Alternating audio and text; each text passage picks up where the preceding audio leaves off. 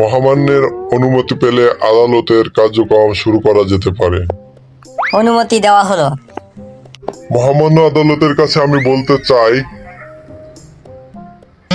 কাঠগড়ায় দাঁড়কৃত আসামি ঝটকা, আমার ক্লায়েন্ট, উনি একদম নির্দোষ। উনি কোনো দোষ না করেও আজকে এই আদালতে আসামির কাঠগড়ায় দাঁড়িয়ে আছেন।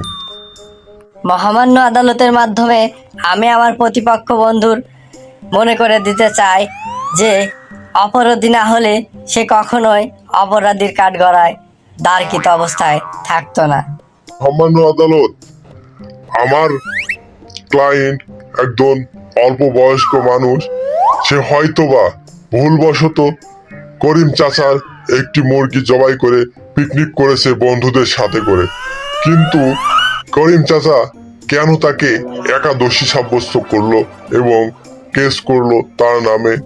এটা উদ্দেশ্যপূর্ণভাবে তাকে ফাঁসানো হয়েছে বলে আমি মনে করি। আমার প্রতিপক্ষ বন্ধুকে আমি মনে করিয়ে দিতে চাই, মহামান্য আদালত, উনি দেখছেন একটা মুরগি, কিন্তু করিম চাচার ওই মুরগিটা প্রতিদিন একটা করে ডিম দিত। তাহলে ওই মুরগিটা যদি সে জবাই করে না খাতো, তাহলে কমপক্ষে 1 মাসে 20টা ডিম দিত। ওই ডিম থেকে যদি করিম চাচা মুরগির বাচ্চা ফোটাতো, তাহলে 20টা মুরগি হতো।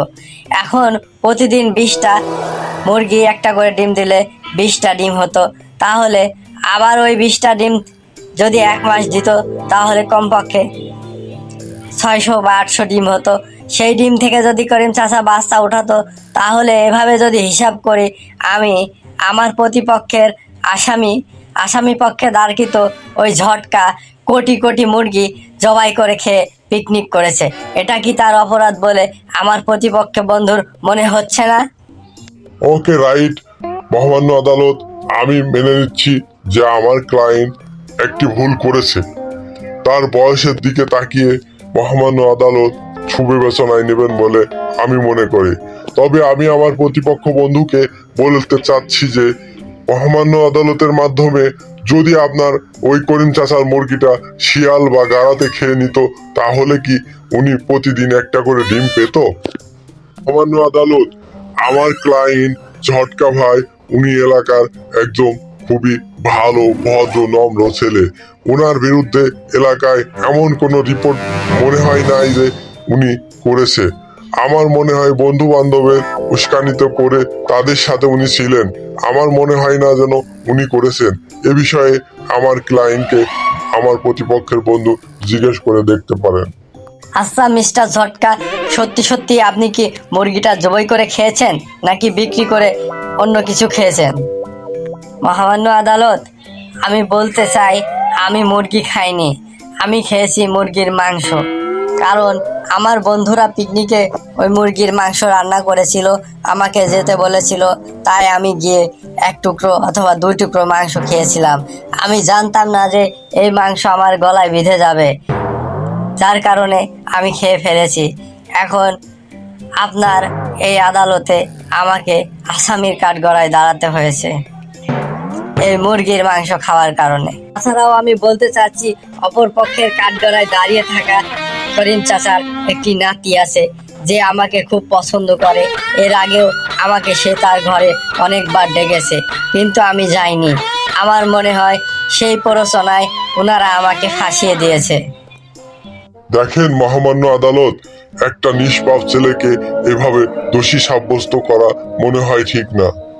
আচ্ছা, এই আদালতের কার্যক্রম আজকের জন্য স্থগিত করা হলো। আবার আগামীকাল সকাল 10টায় কার্যক্রম শুরু হবে।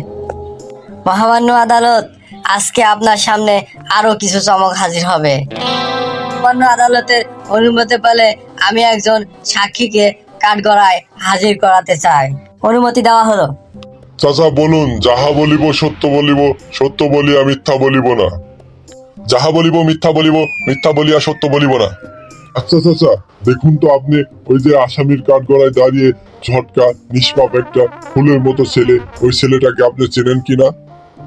ও, আসামির কাঠগড়ায় দাঁড়কিত আপনি যাকে বলছেন নিষ্পাপ ছেলেটি, ও অতটাও ভালো ছেলে নয়। ওর বাড়ি যে এলাকায়, আমি ওই একই এলাকার মাতবর। তাছাড়াও করিম ভাই আর আমাদের বাড়ি একই এলাকায়।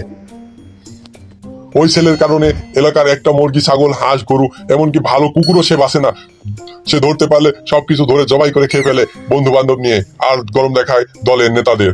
এমনকি এলাকার ভালো ভালো চেহারার মেয়েদেরও বাইরে বেরোনোর জো নাই। ও ইপটিজিং করে, ও মেয়েদেরকে দেখলেই মেয়েদেরকে উত্তাপিত করে। তাই আমি মহামান্য আদালতের কাছে বলতে চাই, ওই ঝটকাকে এমন শাস্তি দেওয়া হয় যেন আরো এলাকার যত যুব সমাজ আছে সবগুলো যেন ওর শাস্তি দেখে ভয়ে বুক কেঁপে ওঠে এবং ভালো পথে ফিরে আসে।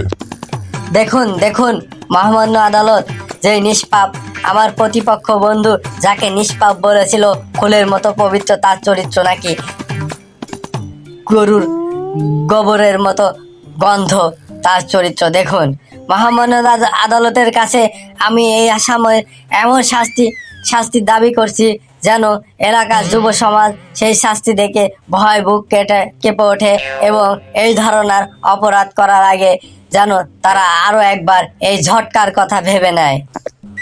সমস্ত সাক্ষী প্রমাণের উপর ভিত্তি করে এই আদালত এই সিদ্ধান্ত নিচ্ছে যে ঝটকার যাবজ্জীবন কারাদণ্ড দেওয়া হোক এবং সেই সাথে সাথে ঝটকার যে সকল দলের দাপট দেখায় এলাকায় এ সকল দুষ্কৃতি কার্য করেছে সেই সকল দলকে সাবধান করে দেওয়া হচ্ছে। এই